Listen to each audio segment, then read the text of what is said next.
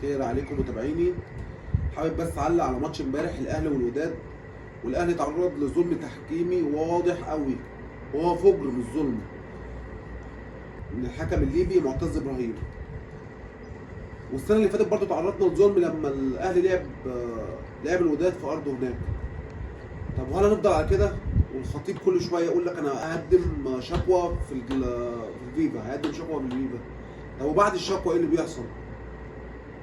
فين جمهور الاهلي؟ فين جمهور الاهلي؟ المفروض جمهور الاهلي وجمهور مصر كله يقف جنب النادي الاهلي.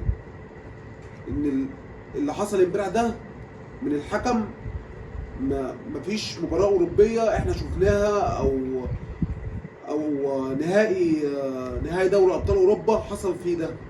المفروض امبارح لعيب بيطرد وضربتين جزاء مش ضربه واحده. فالمفروض ده احنا اصلا ملناش يعني الكاف على طول ما بيحبش الاهلي، ما بيحبش الاهلي واي نادي مصري وبالذات الاهلي. فهل الخطيب هيفضل يقول لك انا هقدم شكوى وخلاص؟ طب وبعد الشكوى ايه اللي بيحصل؟ المفروض من السنه اللي فاتت لما ابو تريكه قال لازم ننسحب من النهائي، المفروض الاهلي كان انسحب، ما كانش لعب النهائي. فين؟ هنفضل على كده طيب؟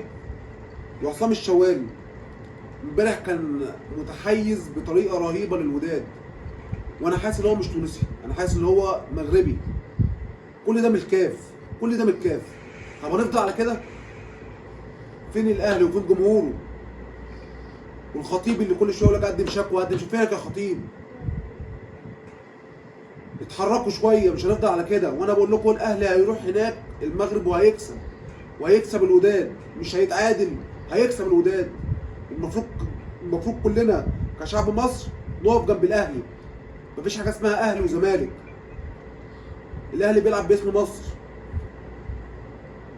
وده بس كانت حاجه مضايقاني. والمفروض كل شعب مصر يطلع يتكلم، مش انا بس او انا كاهلاوي، لا، انا كمصري مش اهلاوي، انا كمصري.